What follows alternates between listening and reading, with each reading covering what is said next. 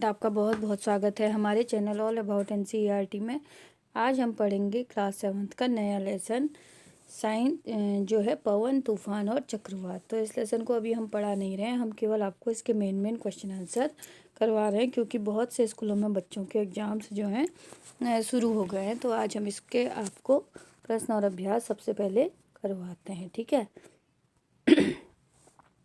तो पहला है, रिक्त स्थानों की पूर्ति कीजिए। पवन डैश डैश वायु है। तो पवन क्या है? पवन जो है गतिशील वायु है, गतिशील वायु है, ठीक है। अगला क्वेश्चन है, पवन पृथ्वी के डैश डैश तापमान के कारण उत्पन्न होती है। तो किस कारण पवन उत्पन्न होती है? असमान तापमान के कारण उत्पन्न होती है। अगला है, पृथ्वी की सतह के निकट डैश डैश वायु ऊपर उठती है जबकि डैश डैश वायु नीचे आती है। तो कौन सी वायु ऊपर उठती है और कौन सी वायु नीचे जाती है? ये क्वेश्चन बहुत पूछा जाता है। तो इसका जवाब है गर्म वायु ऊपर उठती है और ठंडी वायु जो है नीचे आती है, ठीक है। अगला है, वायु डैश डैश दाब के क्षेत्र से निम्न दाब के क्षेत्र की ओर गति करती है। तो इसका जवाब भी वही है, पहले उच्च दाब के क्षेत्र से जाती है और फिर निम्न दाब की ओर को गति करती है, ठीक है। तो चलिए डियर स्टूडेंट, अगला क्वेश्चन देखते हैं। किसी स्थान पर, किसी दिए गए स्थान पर पवन की गति की दिशा पता लगाने के लिए दो विधियां कौन कौन सी हैं, लिखिए। तो कौन कौन सी दो विधियां हैं? सबसे पहली विधि है पवन दिशा सूचक के द्वारा और दूसरी विधि है वायु में छोड़ी सूखी पत्तियों के उड़ने की दिशा को देखकर हम पवन की दिशा का अंदाज़ा लगा सकते हैं।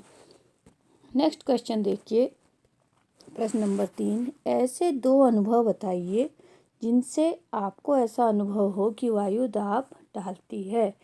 तो क्या है इसका उत्तर? साइकिल के ट्यूब में हवा भरने पर यह फूल जाती है। जब ट्यूब में हम हवा भरते हैं तो वह फूल जाती है। और हवा से पेड़ की टहनियाँ जब हिलती हैं, बाहर रखे पॉलीथीन जब उड़ जाते हैं तो हमें पता लगता है कि हवा दाब डालती है। आप एक भवन खरीदना चाहते हैं। क्या आप ऐसा भवन खरीदना चाहेंगे जिसमें खिड़कियां हो लेकिन रोशनदान न हो? अपने उत्तर को हमें बताइए। तो इसका जवाब क्या है दोस्तों? एक अच्छा घर वही होता है जिसमें खिड़कियां भी हों और रोशनदान भी हो। खिड़कियों से जो है ताज़ी हवा, शुद्ध वायु घर के अंदर आती है। रोशनदान से अशुद्ध एवं वायु, गर्म वायु घर से बाहर निकलती है। यदि घर में रोशनदान न हो तो गर्म एवं अशुद्ध वायु मकान के अंदर घूमती रहेगी जिससे मकान की वायु और अधिक दूषित हो जाएगी। घर में रहने वाले लोग जो है बीमार हो सकते हैं, इसलिए उस घर में रहना चाहिए जिसमें कि अधिक खिड़कियां हो और रोशनदान भी उपलब्ध हो, ठीक है। चलिए अगला क्वेश्चन देखते हैं। समझाइए कि कपड़ों के बैनरों और धातु की चादर से बने विज्ञापन पट्टों में छिद्र क्यों किए जाते हैं।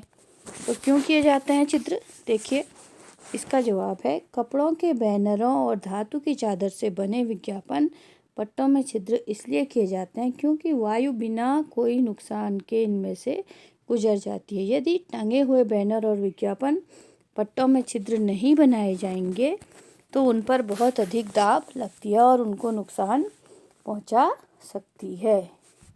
हवा जो है उन पर बहुत अधिक दबाव बना देगी और उन पर जो है नुकसान भी बना सकती है, ठीक है। चलिए अगला क्वेश्चन है, यदि आपके गांव अथवा शहर में चक्रवात आ जाए तो आप अपने पड़ोसियों की सहायता जो है कैसे करेंगे? यदि अचानक से आपके गांव में या शहर में चक्रवात आ जाए तो आप अपने आसपास रहने वाले लोगों की सहायता कैसे करेंगे? तो इसका जवाब है, सबसे पहले मैं अपने पड़ोस में रहने वाले सभी व्यक्तियों को इसके खतरे के बारे में बताऊंगा। फिर उनके रहने के लिए कोई जगह ढूंढेंगे जहां वह रह सकें और वहां पर उनके भोजन पानी की व्यवस्था भी की जा सके, ठीक है। चलिए अगला क्वेश्चन है, प्रश्न नंबर 7 जो है, चक्रवात से उत्पन्न होने वाली स्थिति से निपटने के लिए किस प्रकार की योजना तैयार करने की आवश्यकता होती है?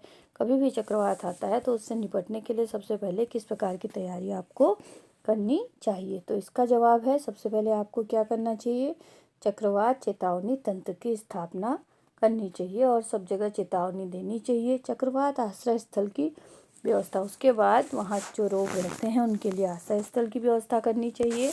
भोजन पानी की भी व्यवस्था उनके लिए होनी चाहिए और चिकित्सा सुविधा की व्यवस्था भी करनी चाहिए। ठीक है। चलिए अगला क्वेश्चन देखते हैं।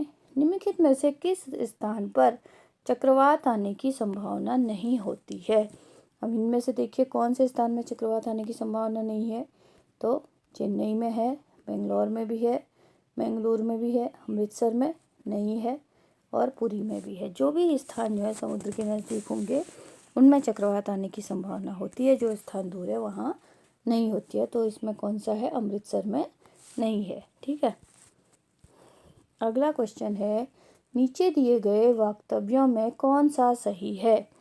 तो शीतकाल में पवन स्थल से सागर की ओर बहती है, ग्रीष्मकाल में पवन स्थल से सागर की ओर बहती है, चक्रवात का निर्माण अति उच्च दाब तंत्र और उसके इर्द गिर्द अति उच्च वेग की पवन के घूमने से होता है। अगला है, भारत की तटरेखा पर चक्रवात आने की संभावना नहीं है। तो इसका जवाब कौन सा है, इसका जवाब है पहला वाला, शीतकाल में पवन स्थल से जो है सागर की ओर बहती है। बाकी तीनों जो हैं गलत हैं। तो डियर स्टूडेंट, इस चैप्टर के यही खास इंपॉर्टेंट क्वेश्चन है जो कि आपके एग्जाम में आ सकते हैं। और जिन्होंने भी हमारे चैनल को अभी तक लाइक सब्सक्राइब नहीं किया है, प्लीज़ चैनल को सब्सक्राइब कीजिए। अब मैं आपके लिए डेली एक एक लेसन के क्वेश्चन आंसर लेकर आऊँगी और आपका रिवीजन हो जाएगा। Thanks for watching.